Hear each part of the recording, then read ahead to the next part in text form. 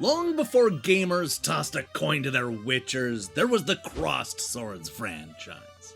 This short-lived series from the early 1990s was one of the Neo Geo's most ambitious games, offering an epic third-person adventure filled with all of the fantasy-based monsters and magic you saw in role-playing games. Sadly, neither of those games are going to be featured in SNK's upcoming Neo Geo MVSX, a mini arcade cabinet that comes with 50 of the system's most popular games. To right that wrong, I say that it's time to take a look back at these two classic 24-bit adventures a quarter century later.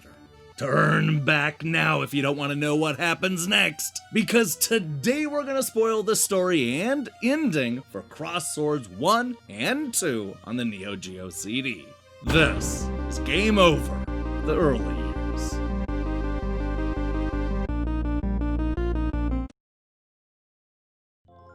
If you're here for a deep story, then you've come to the wrong place.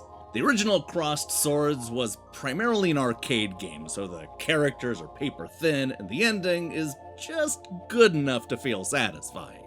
As such, we probably don't need to spend a whole lot of time recapping the story of Edmund and Richard. A couple of brave knights were out wandering the countryside near the village of Dio.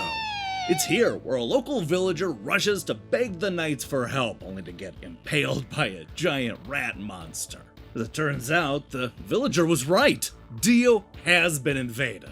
And it's not just here as we soon discover, but it's also on the road leading to the castle of Pulista. We're quickly ushered inside and told that the entire kingdom is under the attack of a monster named Narcissus. Yeah, that's bad, but things get a whole lot worse when a creature swoops in and snatches up Princess Clore. Oh no, the princess has been kidnapped, which means that it's time for Edmund and Richard to travel the kingdom far and wide to save the damsel in distress.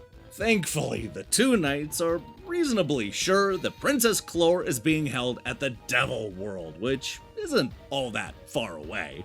They just need to carefully climb the cliffside path, sidestep through the haunted forest, battle this giant insect thing in the clearing, enter Mattias Tower, fight this Joker who goes by the stupid name the Death Masquerader, battle this giant insect again, take a walk on the beach, save a kid from a floating eyeball monster, investigate the Gouda Fortress, take on a giant crab monster, once again battle this insect thing in the clearing, fight the giant crab again in the forest, board a boat full of skeletons, take a shortcut through the lava-filled caves, and then pop out the other side right in front of the Devil Castle of Grisaya.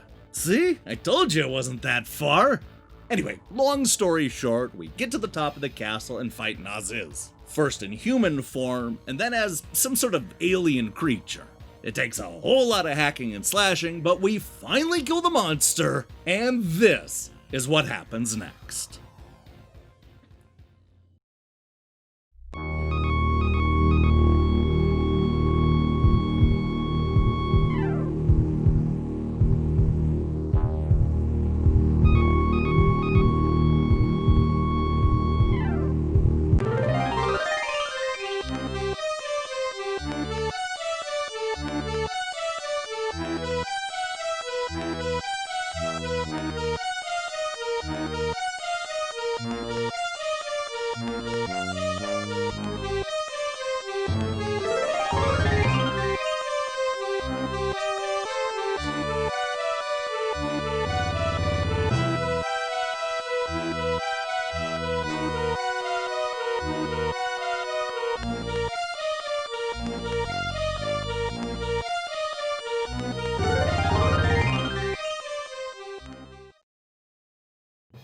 Oof, if you think the story from the first Crossed Swords was weak, then wait until you get a load of the 1995 sequel. You know, that's actually kind of surprising, because while the original was created with arcade players in mind, this sequel was made exclusively for the Neo Geo-CD. I mean, you'd think the developer 80K would use the home console and extra storage to give us a deeper and more fleshed out story, but that's definitely not what happened. Cross Swords 2 is without a doubt a better looking game that is way more fun to play. But to call the story flimsy is to incorrectly suggest that the story even exists. So apparently decades have passed since Edmund and Richard defeated Naziz and brought peace to the Belkana kingdom. Unfortunately, the peace is broken when skeletons and undead guards invade the city. Caught up in the fight, a knight, a dancer, and a ninja team up to restore peace, only to quickly realize that the monstrous Naziz has returned and plans to conquer the world. The trio saves the city from a giant rat infestation and then learns that the monsters have invaded the nearby arena. It's right here, inside of this samurai toad-infested swamp, where our heroes discover this blonde lady from the village that they just saved.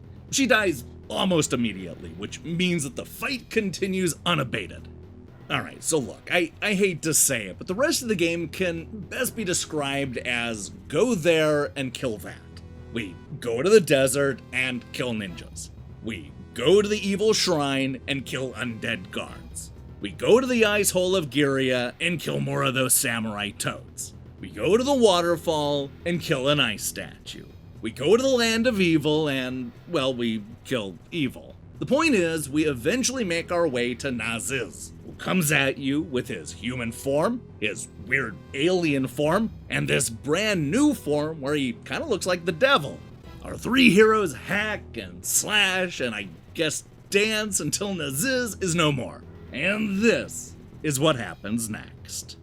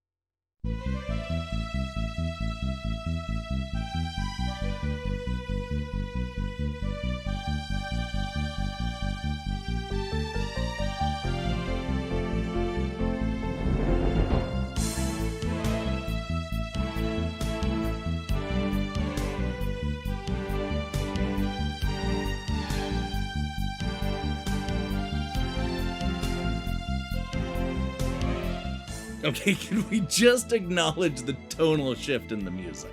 We went from dark and menacing to upbeat and kinda cheery. I also kinda love that instead of dying, the evil villain Naziz dances through the sky like it's no big deal. You don't see that very much in fantasy adventure games, and it's almost a lighthearted end to what had otherwise been a pretty serious game.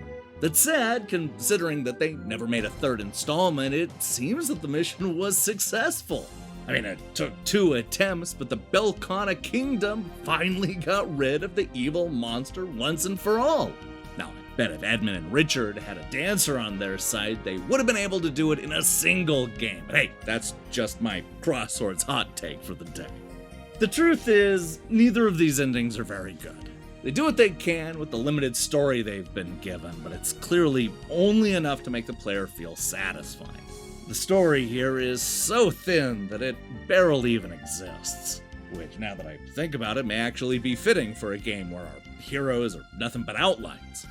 Yeah, this is a relic from the past that just doesn't exist anymore, which I guess is one of the big reasons why I still dig the Cross Swords series. Well, that and those killer dance moves, of course.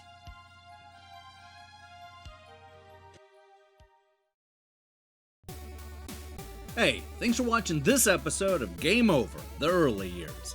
If you liked what you saw here, then you should know that we post new episodes almost every Monday. Now here's the question I have for you. What is your favorite third-person adventure game? Yeah, I know, I asked you about your favorite first-person adventure game last week, so now it's time for your favorite third-person adventure game. Let me see your picks in the comments below. In other news, we'll be back later this week with a review of Rogue Legacy 2. Plus a look at Jessica in the very near future. If that sounds good to you, then I strongly recommend you click that subscribe button and support what we're doing here. Until then.